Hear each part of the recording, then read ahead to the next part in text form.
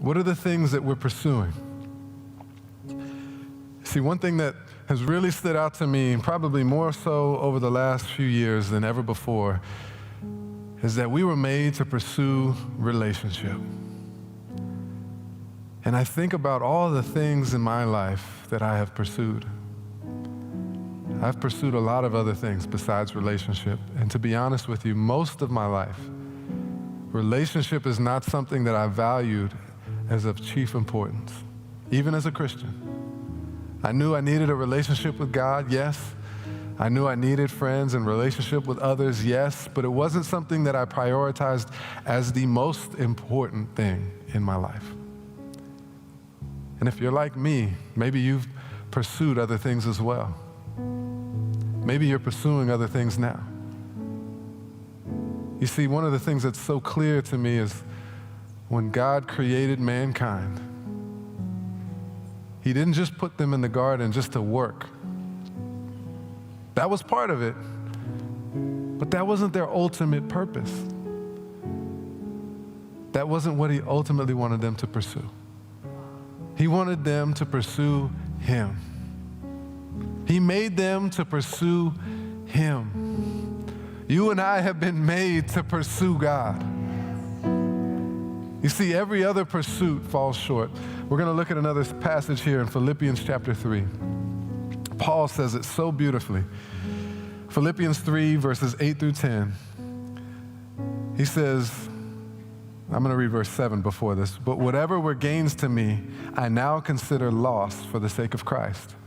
What is more, I consider everything a loss because of the surpassing worth of what? Knowing Christ Jesus, my Lord, for whose sake I have lost all things. I consider them garbage, that I may gain Christ and be found in Him. I want to know Christ. You see, Paul gives us such a beautiful roadmap, doesn't he? He shows us what's most important to pursue in this life. You see, just like Paul, I can identify with him. He pursued accolades and success and gaining higher standing within the Jewish synagogues and the religious system of that day. He pursued being viewed by other people in high esteem. He pursued all these other things. And then he says here in this verse, now that I know Christ, I can see that all of those things were as good as garbage.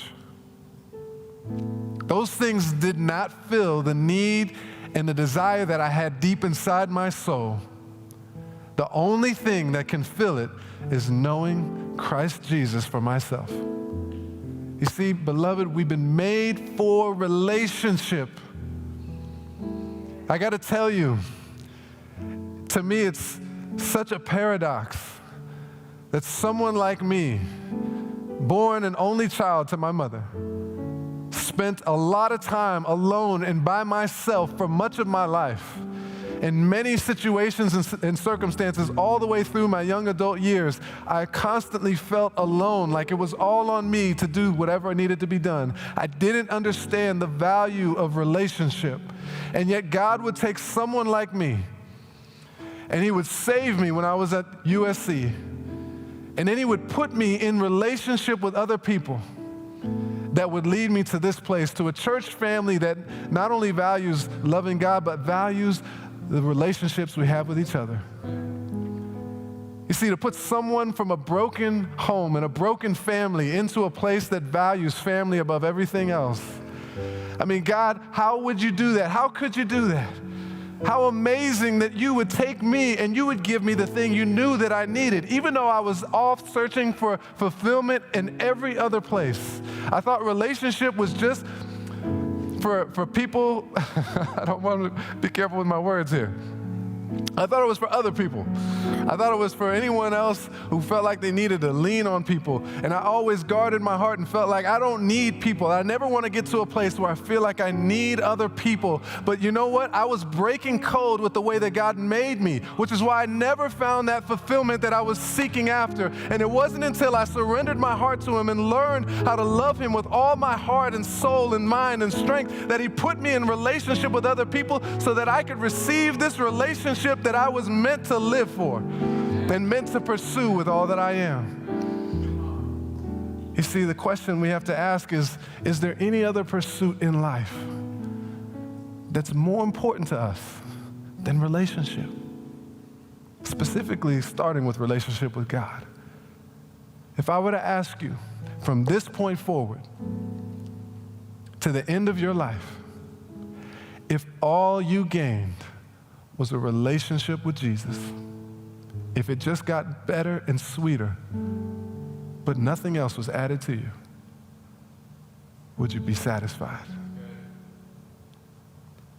You see, that's the question we have to start with. That's why this is the greatest commandment. Because if we start with loving God with everything, we put in proper perspective and priority everything else in our lives.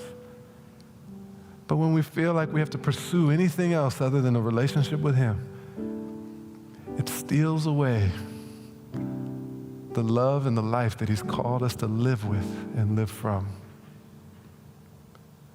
This morning is an invitation to us to go back to our first love.